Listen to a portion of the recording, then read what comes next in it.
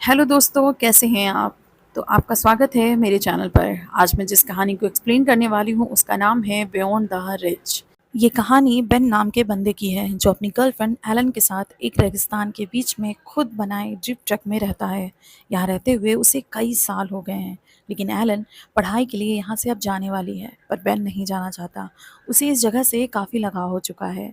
Ben Elon को एक gun देता है और कहता है कि उसे कोई प्रॉब्लम आए तो वो इसका इस्तेमाल कर सकती है। फिर ये दोनों एक दूसरे को गुड बाय बोलते हैं, जिसके बाद में हम देखते हैं कि एलन वहाँ से चली जाती है। अब बेन तो एलन को बहुत ज़्यादा मिस कर रहा था, लेकिन उसके पास करने के लिए बहुत सारे काम थे। असल में वो एक गाइड है। जो शिकारी इस पूरे एरिया में आते हैं उन्हें वो गाइड करता है, जिसके बदले में उसे अच्छी खासी रकम मिल जाती है, जिससे उसका आराम से गुजारा चल जाता है। आज वो इसी काम के लिए शेरिफ के पास जाता है, जहाँ वो बताता है कि मैरिड नाम का एक आदमी तुमसे मिलने आ रहा है, उसे किसी गाइड की ज़रूरत है, इसलिए मैंने तुम्हारा नाम सजेस्ट किया है। अब वो उसका वेट करने लगता है वहीं पर। तभी एक बंदा सूट बूट में वहाँ आता है, जो कोई और नहीं बल्कि मैडिट ही था। बेन से वो मिलता है। एक्चुअल में ये जो मैडिट है वो बहुत ही अमीर आदमी है और ये लॉस एंजलिस में रहता है। एक्चुअल में जो मैडिट है वो रेगिस्तानी बुल को मारने के लिए यहाँ आया था, यानी उसका शिकार करने के लिए। अब रेगिस्तानी बुल को उस पूरे एरिया में ढूंढना, उसको मारना बहुत ही ज़्यादा मुश्किल था। इसीलिए वो बेन से कंफर्म करता है, क्या तुम ऐसा कर सकते हो? तो बेन कहता है हाँ मैं कर लूँगा, और बदले में उसको $1000 देने की बात कहता है। अब बेन तो खुश हो जाता है, क्योंकि इतने रुपए आज तक उसने कभी नहीं कमाए। जिसके बाद बेन और मैरिट वहाँ से जाने लगते हैं शिकार के लिए। अब जो बेन था वो अपनी जीप से आया था और उसे लगता था कि जो शिकारी है वो मेरी ही जीप से जाएगा, लेकिन यहाँ पर मैरिट तो खुद की जी वैगन कार लेकर आया था। यहाँ पर बेन को थोड़ा अजीब लग रहा था, लेकिन वो इस चीज़ पर ज़्यादा गौर नहीं करता। जिसके बाद में वो देखता है कार के अलावा मैडिट के पास ऐसे कई सामान थे जो अनयूजुअल थे, यानी कि बहुत ज़्यादा शिकार के दौरान यूज़ नहीं किए जाते थे, जैसे कि उसकी गन। वो बहुत ही इंपॉर्टेंट गन थी। अब बेन को देखकर थोड़ा अजीब महसूस होता है कि वो इस गन को यूज़ करके शिकार को क्यों मारेगा, क्योंकि उसकी बुलेट ही इतनी महंगी है। लेकिन वो इतना रिच आदमी था तो इस पर ज़्यादा ध्यान नहीं देता, और ये दोनों शिकार के लिए निकल जाते हैं। उसके बाद हम देखते हैं कि रास्ते में बातें करते हैं कि यहाँ आने के लिए लाइसेंस की बहुत ज़्यादा ज़रूरत होती है। तभी मैरिड बताता है कि उसके पास कोई भी लाइसेंस नहीं है, यानी कि शिकारी लाइसेंस। अब ये सुनकर बेन को थोड़ा अजीब लगता है कि बिना लाइसेंस को वो यहाँ कैसे शिकार कर सकता है। लेकिन मैरिड कहता है कि तुम चुपचाप चलो, मैं सब संभाल लूँगा अगर कोई प्रॉब्लम हुई तो। उसके बाद हम देखते हैं ये उस एरिया में जाने की कोशिश करते हैं जहाँ पर रेगिस्तानी बुल ज़्यादा दिख सकें, लेकिन वहाँ पर पहुँचते पहुँचते इन्हें रात हो जाती है। अब रात में ही ये वहाँ रुकने का सोचते हैं, जिसके बाद ये दोनों आपस में बात करते हैं, और जो बेन था वो अपनी गर्लफ्रेंड के बारे में बताने लगता है, यानी कि एलन के बारे में। तो मैट कहता है कि अगर वो यहाँ से चली गई है तो हो सकता है कि उसके कॉलेज में उसका कोई और बॉयफ्रेंड बन जाए, लेकिन बेन कहता है कि नहीं, मुझे एलन पर पूरा भरोसा है, वो ऐसा कभी नहीं करेगी। तभी बेन मैरिड को अपने डैड के बारे में बताने लगता है और कहता है कि मेरे डैड भी गाइड थे, वो भी इसी जंगल में काम करते थे, और जो है एक दिन वो शिकारी को लेकर गलत डायरेक्शन में चले गए हैं, जिसके बाद में भूख प्यास की वजह से वो ज़्यादा सर्वाइव नहीं कर पाया और कुछ दिनों में ही उनकी मौत हो गई। उसके बाद हमें उनकी डेड बॉडी मिली। तब से मैं उनके काम को आगे बढ़ा रहा हूँ। मैं चाहता हूँ कि मैं अपने डैड को खुश करूँ। अब सुबह होने वाली थी, जिसके बाद मैडी और बेन उठते हैं और कॉफ़ी पीते हैं। कॉफ़ी पीने के बाद में वो दोनों शिकार के लिए निकल जाते हैं, जिसके बाद में बेन देखता है कि मैडिड बेफिजूल की फायरिंग करने लगता है अचानक से। अब बेन उसे रोकता है और कहता है कि आप ऐसे फायरिंग नहीं कर सकते, एक तो आपके पास लाइसेंस नहीं है, ऊपर से आप ऐसे फायरिंग करोगे तो किसी और गाइड को गोली लग सकती है। लेकिन वो नहीं मानता और वो कहता है कि क्या हुआ जो मेरे पास लाइसेंस नहीं है, लेकिन मेरे पास बहुत सारे पैसे हैं। और वो कहता है कि तुम मुझसे ये पैसे ले लो और चुपचाप अपना मुंह बंद रखो, ताकि मैं अच्छे से इस पूरी जगह को एंजॉय कर सकूं। अब बेन को कुछ समझ नहीं आ रहा था कि वो कैसे इससे डील करे, लेकिन उसको इसकी बात तो माननी ही थी, क्योंकि वो बहुत ज़्यादा रिच था और वो कुछ भी कर सकता था। हो सकता है इसकी गाइड की जॉब भी छीन सकता है। इसलिए बेन इसकी बात मानकर वो पैसे रख लेता है। फिर ये दोनों आगे बढ़ जाते हैं। अब बहुत देर हो जाती है, लेकिन उन्हें वहाँ पर शिकार के लिए कुछ भी नहीं मिल रहा था। मैरिड भी बीच में कुछ न कुछ बोले जा रहा था, जिसके कारण बेन कॉन्सेंट्रेट नहीं कर पा रहा था। तभी मैरिड किसी अनजान चीज़ पर फायरिंग कर देता है, जिसके बाद में बेन उससे बहुत चिल्लाता है। लेकिन ये दोनों वहाँ पर जब दौड़ कर जाते हैं तो मैरिड और बेन देखते हैं कि ये कोई जानवर नहीं बल्कि एक इंसान है, जिस पर मैरिड ने फायरिंग कर दी है। वो भी जिंदा था और बहुत ही ज़्यादा जख्मी हो चुका था। अब बेन तुरंत मदद के लिए कार की तरफ जाता है। तभी शिकारी डर की वजह से किसी को कॉल करता है और बताता है कि ऐसा हो गया है। तो वो कॉल वाला बंदा बताता है कि तुम एक और गोली चला दो। वो भी बेन की गन से, ताकि वो आदमी मर जाए। बेन एक फायरिंग की आवाज़ सुनता है, तुरंत भागता है उस तरफ। वो देखता है कि वो आदमी मर चुका है और मैडिड ने एक गन से फायरिंग कर दी। वो गन बेन की है। अब बेन उस पर चिल्लाने लगता है। अब मैडिड उसे कहता है कि इसे तुमने ही मारा है, मैंने नहीं, क्योंकि जो दूसरी गोली है वो तुम्हारे गन से चली है। अब बेन सोचने लगता है कि कोई इंसान इतना कैसे कर सकता है, कोई ऐसे किसी को कैसे मार सकता है। तभी बेन सोचता है कि ज़रूर उसने खुद को बचाने के लिए ऐसा किया है। तभी वो आदमी बेन को ऑफ़र देने लगता है और कहता है कि तुम चुप रहो, जिसके बाद मैं तुम्हें एक बहुत बड़ी यूनिवर्सिटी में एडमिशन करा दूँगा, ताकि तुम वहाँ पर पढ़ सको और अपना करियर बना सको। उसके बाद मैरिड उसे 1 लाख रुपए देने का प्रॉमिस भी करता है, जिससे वो अच्छी लाइफ को एंजॉय कर सके। अब आपको क्या लगता है कि बेन इस बात पर राज़ी नहीं होगा? लेकिन ऐसा नहीं है, वो इस बात को मान जाता है। एक्चुअल में जब एलन यहाँ से गई थी, तब से वो सोचता था कि वो भी किसी अच्छे कॉलेज में पढ़े, ताकि अपनी लाइफ को सही तरीके से सेटल कर सके। जिसके बाद में वो इस डील को मान लेता है और वो दोनों हैंडशेक करते हैं। अब यहाँ से जाने से पहले वो जॉन की बॉडी को दफना देते हैं और उसके लिए कुछ अच्छे वर्ड कहते हैं। अब हम देखते हैं कि वो दोनों शिकार के लिए आगे बढ़ जाते हैं, लेकिन तभी जो मैरिड होता है वो पीने वाले पानी से अपने फेस को और हाथ पैर को धुलने लगता है। ये सब देखकर बेन को तो बहुत ज़्यादा गुस्सा आ जाती है, क्योंकि यहाँ पर इस रेगिस्तान में पानी की कीमत क्या है बेन अच्छे से समझता है। तभी वो सोचता है कि क्यों ना मैं एक मैसेज पढ़ दूँ जिससे मुझे यहाँ से निकाला जा सके। लेकिन तभी मैरिड देख लेता है और वो उस पर गन पॉइंट कर देता है और कहता है कि तुम चुपचाप यहाँ से हट जाओ, और वो उस डिवाइस को भी तोड़ देता है।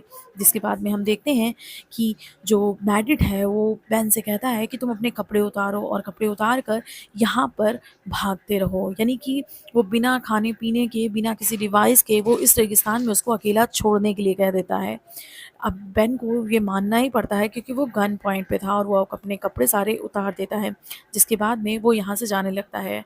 तभी हम देखते हैं कि जो मैरिड होता है वो कई फायरिंग करता है। अब बेन बहुत ज़्यादा डर जाता है कि वो बहुत बुरी तरीके से इस पूरे एरिया में फंस चुका है और वो समझ नहीं पा रहा था कि अब वो करे क्या। खैर कुछ भी हो, लेकिन वो यहाँ से धीरे धीरे जाने लगता है। अब उसके जूते भी उसके पास नहीं थे।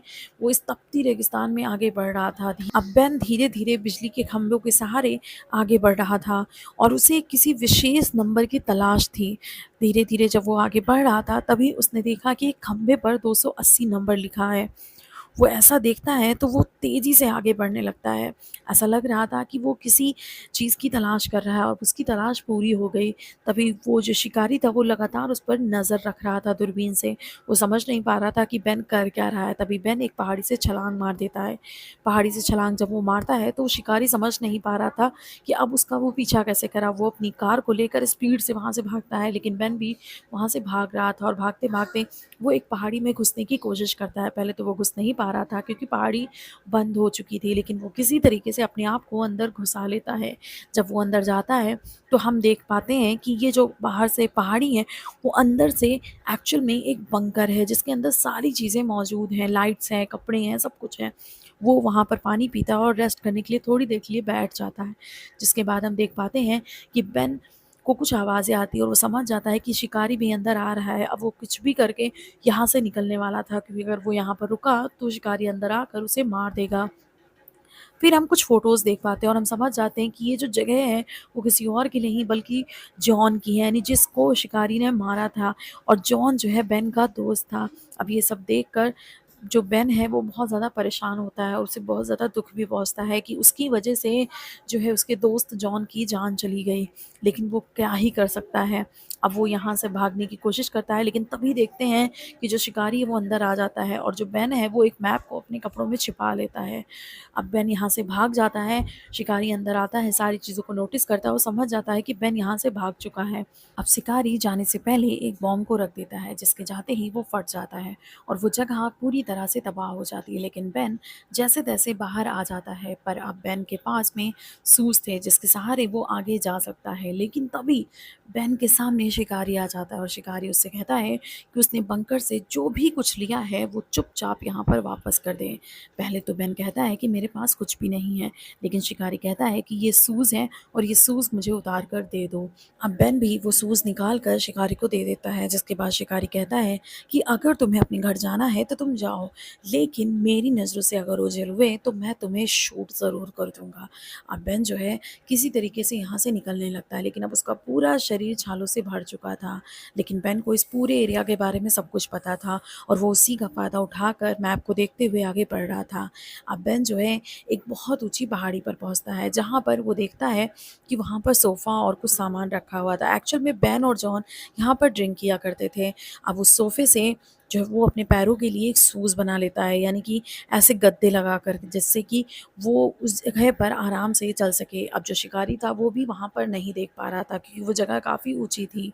इसके बाद में हम देखते हैं कि बेन सामने आता है और धीरे-धीरे चलना शुरू कर देता है। अब शिकारी को लगता है कि ऐसा ना हो कि बेन यहाँ से निकल जाए, तभी वो कई शॉट फायरिंग करता है, लेकिन बेन इससे बचते हुए आगे निकल रहा था। धीरे-धीरे वो आगे बढ़ता जा रहा था और शिकारी उसका पीछा करते जा रहा था। जिसके बाद हम देखते हैं कि बेन एक जगह पर पहुँचता है और ज़मीन को खोदना शुरू कर देता है, और वहाँ पर वो एक बक्से को निकालता है जिसके अंदर कुछ कंचे रखे हुए थे, और वो उन कंचों को अपने पास रख लेता है।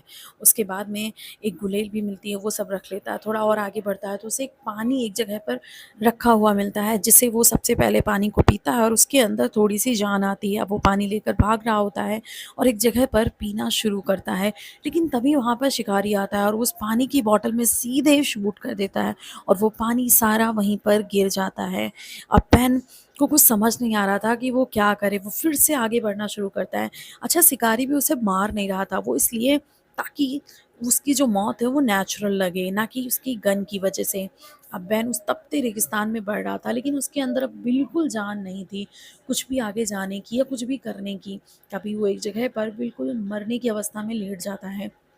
शिकारी आता है और उसके आसपास कई शूट करता है, लेकिन जॉन उठता तक नहीं है, वो वैसे ही पड़ा रहता है। शिकारी को लगता है कि अब ये मर जाएगा, इसके अंदर कुछ भी जान नहीं है। तभी शिकारी अपनी वैन से वहाँ से निकल जाता है, जिसके बाद हम देख पाते हैं कि बैन को अब थोड़ा-सा रिलैक्स मिलता है कि शिकारी यहाँ से जा चुका है, लेकिन शिकारी दूर से बैन पर नज़र रखे हुए था। अब बैन भी उठता है और आगे बढ़ने लगता है। तभी हम देखते हैं कि जब शिकारी को पता चला कि बेन अभी तक ज़िंदा है और वो पहाड़ी पर चढ़ रहा है, तो उसे बहुत ज़्यादा गुस्सा आता है। वो सीधे अपनी गन को निकालता है और कई राउंड फायरिंग करता है, लेकिन बेन अपने आप को किसी तरीके से बचा लेता है और धीरे-धीरे ऊपर बढ़ता रहता है। अब बेन भी पहाड़ी के नज़दीक आता है और फिर से फायरिंग करना स्टार्ट कर देता है। बेन पहाड़ी के ऊपर चढ़ रहा था और जाकर एक जगह पर बैठ जाता है, लेकिन वहाँ पर ना ही पानी था, ना ही कुछ था। वो चिल्लाने लगता है, क्योंकि वो बिल्कुल वो हार चुका था, इसलिए वो वहीं पर लेट जाता है। तभी शिकारी आवाज़ देता है कि बेन वापस आ जाओ, लेकिन बेन वहाँ से नहीं आता है। वो रात होने का इंतज़ार करता है और जब रात होती है तो वो उस पूरे एरिया से बाहर निकलता है। वो देखता है कि जो शिकारी है वो फ्रेश हो रहा था। तभी जो बेन था वो सीधे इस चीज़ का फ़ायदा उठाकर उसकी कार में जाता है और अपनी जैकेट को निकाल लेता है, क्योंकि ठंड बहुत ज़्यादा बढ़ रही थी। तभी शिकारी अपनी कार में आता है और वो समझ जाता है कि इस कार में ज़रूर कोई आया था। तभी वो कार को पीछे करता है और हम देख पाते हैं कि कार के नीचे ही बेन छिपा हुआ था। अब बेन जल्दी से एक पहाड़ी के पीछे जाकर छिप जाता है, जिसके बाद में शिकारी अपने ग्रेनेड को निकालता है और फेंकने लगता है, लेकिन तभी बेन हिम्मत करके आता है और वो उसी गुलेल से जो जॉन की थी उससे शिकारी के सर पर वार कर देता है। अब शिकारी बेहोश हो जाता है। तभी अगली सुबह हम देखते हैं कि शिकारी अपनी ही कार में बंधा हुआ था, यानी कि अब सारी बाजी बेन के हाथ में थी और बेन उस पर बहुत चिल्ला रहा था। वो कह रहा था कि मैं जॉन की मौत का बदला तुमसे ज़रूर लूँगा।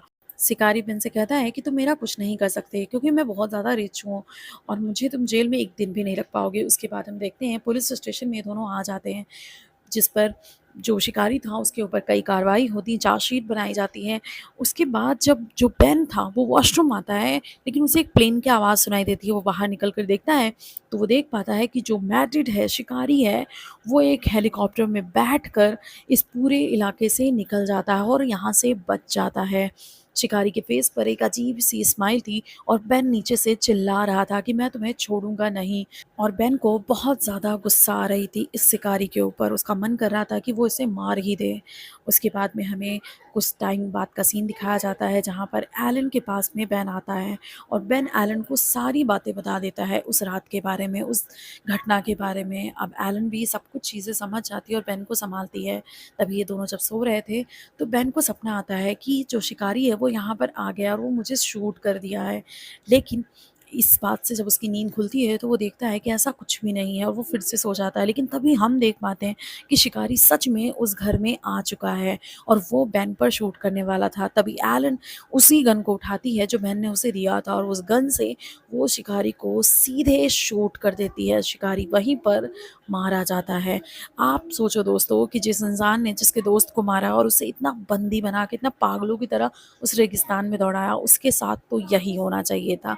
अब जाकर बेन को बहुत ज़्यादा खुशी महसूस हुई कि उसने अपने दोस्त की मौत का बदला ले लिया है। दोस्तों, आपको ये कहानी कैसी लगी? अगर आपको ये कहानी पसंद आई हो तो मेरे चैनल को सब्सक्राइब ज़रूर करें, क्योंकि मुझे इसकी सख्त ज़रूरत है। वीडियो को लाइक करें और अपने दोस्तों को अगर ऐसी वीडियो दिखाना चाहते हैं, उन्हें पसंद हो तो शेयर भी करें। तब तक के लिए गुड बाय दोस्तों।